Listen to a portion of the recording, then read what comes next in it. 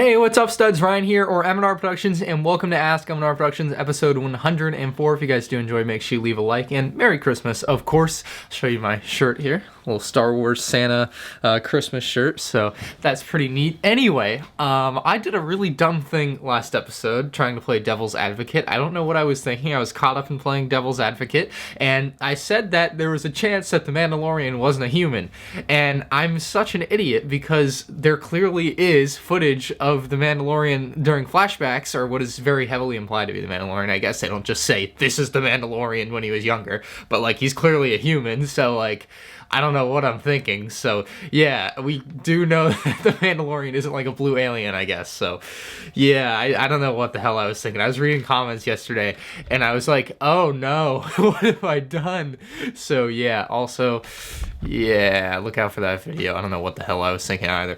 Anyway, last week I asked you guys what would be the worst vehicle as a LEGO Star Wars UCS set, and I picked a few answers to go over here. Bean Dip Move says hands down the Skyhopper, and this one I gotta disagree with. Only maybe because I have a nostalgic love for the version that they did that was a remake of the 6211 Imperial Star Destroyer from 2006. They actually like used to do alternative models and release them for people. The Skyhopper was one, and it didn't look terrible, and I actually want to make it because I kind of have two of those Star Destroyers because my friend Anton gave me one for free. I just don't know if it's complete, so I would like to make that model at some point, and I'm gonna have to say no.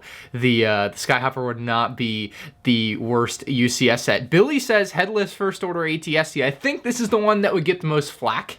I definitely agree with that. I think this is easily got to be the one that would get the most hate for LEGO having released it. Brixar says Yoda floating chair or Baby Yoda floating crib. How dare you imply anything Baby Yoda related could possibly be bad, because that's just impossible. And finally, someone else said Luke's Landspeeder would be the worst UCS in my opinion. And I think this is another one that would definitely get a lot of hate, but ultimately I don't think it would be a particularly bad model. I think we've seen some custom ones that are actually pretty good.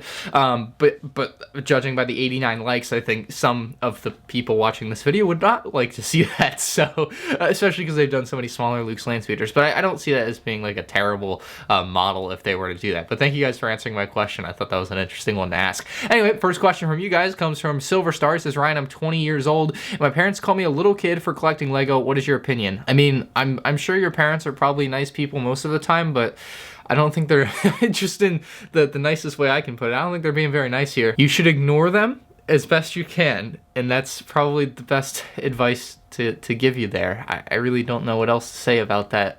That's not like just really mean to them, and I don't want to do that. So the Arkham Nerd says, hey Ryan, where did you get that We Want to File First Battle Pack shirt? I want one. That's interesting. You should ask. It's on my Teespring or Spreadshirt. I don't remember which one I use. I do have the merch shelf now. I just don't use it. It would be down like below the description. I just figured out that I have that, so when I use that, it'll be down there that you can see on other YouTubers stuff sometimes.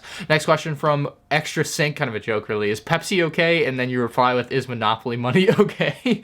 I'm gonna do that next time, I promise. That's gonna be hilarious. I'm gonna try to film it too. Zevis12 says, what was your favorite LEGO Star Wars wave of the 2010s as a whole?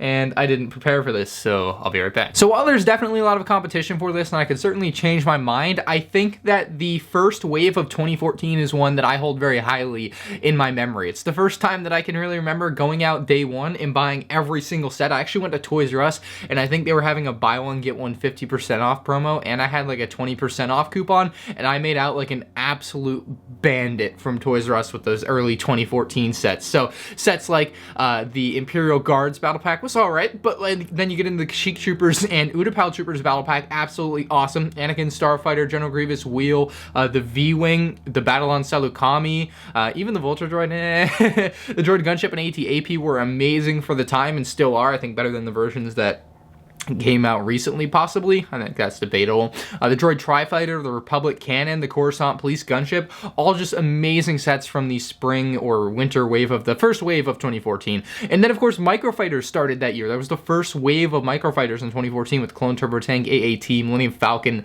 TIE Interceptor, X-Wing, and Star Destroyer. So I think when I look back at it, the 2014 wave is probably the most complete wave with like really good sets, even though they don't have any like huge bigger ones, right? Because it's not a summer wave. But it's also the wave that I really feel like was the first time I was kind of hitting my stride on YouTube. So I also have like a little nostalgic love for that. Plus I made out like a man did at Toys R Us, and I still have the receipt somewhere because I was like, I'm saving this one. And it's a really long one too. It was pretty great. So very happy with the way that one went over. White Elephant wants to know if I will roast Brick Queen this year. So this is actually good timing because well, we'll let the pictures speak for themselves. The attempt on my life has left me scarred and deformed. But I assure you, my resolve has never been stronger. I'm only answering this one because it was introduced very funnily by Skyran. He says, you accidentally forgot to answer my question, so I'll ask it again. I think it's the first time I've ever seen that on Ask MNR. That's great. This might be a bit of a weird question, but is there any LEGO Star Wars sets with only female minifigures? So I'm pretty sure there is not. I mean, I didn't look through every LEGO Star Wars set just to double check this, but if there was one, I'm pretty sure I would know and like be conscious of it. I mean, is there like a microfighter that maybe has a female minifigure? I don't. Zori Bliss, I guess, with the Resistance Y-Wing microfighter, right? That has all female minifigs, but I mean, that's a one minifig set. But like, I mean, that's not something I think LEGO should try to do, or is anything that's important. Like, I think that's just something like cherry picked, like, oh, why isn't this a thing? Let's get angry about it. Like, no one thinks about that. Like, I've never thought about that until you just asked that. So I don't think it's anything of a big deal that people need to be upset about, but like, generally, no, there are not sets with all female minifigures, and most characters in Star Wars are male, I would wager to say, so at least like main ones. And then we have the microfighter with Zori Bliss, so yeah, technically there is one, at least. Everbricks, MNR, did you get the new Star Wars sets from Target early? Because in my store, there is nothing. Yes, I got some new sets from Target early. LEGO did also send me the entire wave, but I bought some of them early as well, so that I could review them even earlier than LEGO would let me. Crazy, I know, but this is one thing that like I want to like kind of give my opinion on because I think it's a weird thing. Every time I find sets early, people will come to me and tell me my store has nothing. The stores near me never get anything early. That is entirely possible. Maybe the stores near you don't get anything early. The stores near me, at least for like the last week, because I got the new sets like early, like over a week ago, right? The stores near me don't have them. They just don't. Like, and you're probably in the same case. The stores near you just might not have them. And that's just going to be the case because not every Target works the same. And I think people maybe don't get that every time. Like, every Target gets different shipments at different times. Different trucks go to them, obviously. It's not magic, unfortunately. So different Targets have different things. I drove over an hour to get those. So, like, you might have to call around and make a little drive, but, like, my Targets just don't have them yet. So very often, yeah, it's possible your store won't have any because my stores don't have any either. I drove over to Orlando to get them. So, you definitely might have to make a sacrifice if you want to get them early, or you just have to wait. I thought of another interesting way to look at it. It's kind of like what people do nowadays where they compare themselves to people on social media and they're like, oh, my life sucks. Look how much fun this person's having. It's kind of like that, but you're looking at your one local store. I'm looking at like 20 different stores in my area, and I know I've learned a lot of different tips and tricks, not all of which I want to share, but essentially I'm looking at many different stores, like a much higher, like I'm casting a wider net, I suppose, to possibly find sets early. I think that's the way you got to look at it when you're looking at me finding something early versus you checking one store, right? I'm not usually getting stuff from my closest store, like, just to be fair. That being said, Kohl's has some sets, at least my Kohl's did.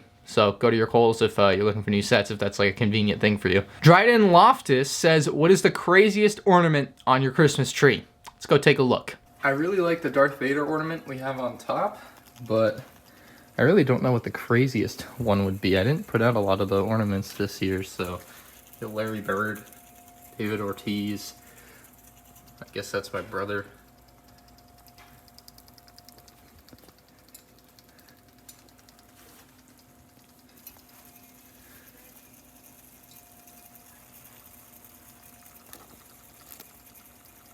Isaac says, hey Ryan, who is your favorite Mandalorian? Jango, Boba, etc. So I think after having watched 7 episodes of Star Wars The Mandalorian, I think The Mandalorian is already my favorite Mandalorian. I think that would be something a lot of people would say. I'll put it to a vote on screen, maybe like Pre-Vizsla or other up there on the poll as well. But Jango Fett, Boba Fett, any of the Mandalorians from the Clone Wars TV show, and then The Mandalorian, like, I think The Mandalorian is the one that I really like the most. I don't think it's even close for me. I think the Mandalorian is pretty awesome. Like, I love his demeanor, his character. It's just beautifully written in my opinion. And then of course his little baby Yoda sidekick doesn't hurt. Like, I think that might help a little bit, but I don't care. The Mandalorian is amazing. Unfortunately, right now he only comes in one Lego set, so maybe in the future he will come in more Lego sets. I think the Brick Wizard 59 put out an amazing mock today of the Mandalorian's ship Razor Crest. I'll put a picture of it up. This is kind of what I'm thinking for like a LEGO Star Wars playset style set. I think that's what LEGO's going to do next year. Is there will eventually be a UCS version of it, there will be a microfighter version of it, and there will be like a $80 to $120 version of it. And I think that Brick Wizard 59 has made that $80 to $120 version of it. I'm not sure how many pieces there were in that. Let me see if he replied to me. 475 pieces, so actually less than you would think. So maybe they could make it even cheaper than that $80 to $120 price range that I would have expected it to be in. Maybe it could be a $60, $70 set. So who knows? That definitely is possible. I want to do a quick spoiler talk for Star Wars Episode 9 because I saw it twice now, and I just want to like talk about it. So here we are, and if you haven't seen it, go away if you don't want spoilers. So I watched it again and I have a few thoughts. My original thought that Duel of Fates would have worked really well in like one of the final scenes if Palpatine's like drones had started singing it, which is what I really wanted regardless. I don't think it would have worked as well in my head as I thought after watching it the first time, so I'm still gonna like try to edit that in when I actually get the movie and like just see what it sounds like because I want to know. Another thought, the thing where Rey and Kylo kiss, right? I've had a couple thoughts about that. Like, I still really like the kiss. I think it's a great moment. I wanted it, all right? And it happened, all right? It was great stuff. But if they cut the scene when Kylo is alive and Rey is dead, Kylo's sitting there crying, Rey just lifeless, I feel like that is also a really powerful moment to, like, just be like, that's it, right? Like, if you think about it, you've seen the movie, right? And Kylo's sitting there crying with Rey. Like, I just thought that would be a great moment. And then Kylo lives and Rey dies, right? It just kind of flips the script there. So I think you could have two endings to that movie. It's not like Episode 3, I guess, where you have to have Anakin live, right? So you could theoretically have let Kylo live. And it's not that I don't like the way the movie it is. I'm just kind of like throwing ideas out there right now, like, hey, this could have worked. Like, this is kind of an interesting way to look at it. So I did like that aspect of it, the possibility that Kylo could have lived, and you could actually just re-edit the movie yourself, end it there, and be like, Kylo lives, Rey's dead, right? Because it's before Kylo like brings her back to life somehow, which it's a whole nother thing that I know they did in The Mandalorian, but I also don't think it should be really a thing in Star Wars, because like just bringing people back to life is kind of dumb. Like, if you're dead, you're dead. I don't know. They've been doing some wild stuff. I think Episode 9 is really good, aside from if you can get over the fact that Palpatine is somehow alive, because that is not very well explained. I think the movie is actually really good otherwise. Like, other than the glaring weird plot, I really enjoy the movie. I love it. 9 out of 10. And I also got this really cool lightsaber cup from the movies last night. So yeah, that's pretty dope. Anyway, also about the visual dictionary, so that I can do my set ideas video, because I was like, how am I gonna know what all these things are named? No one's gonna know on the internet. But like they have like everything in here from the movie, which is pretty great. So I'll definitely be looking through this book multiple times to work on my background knowledge of all the stuff. And like the Kylo Ren Night Ship is one that I really want to see.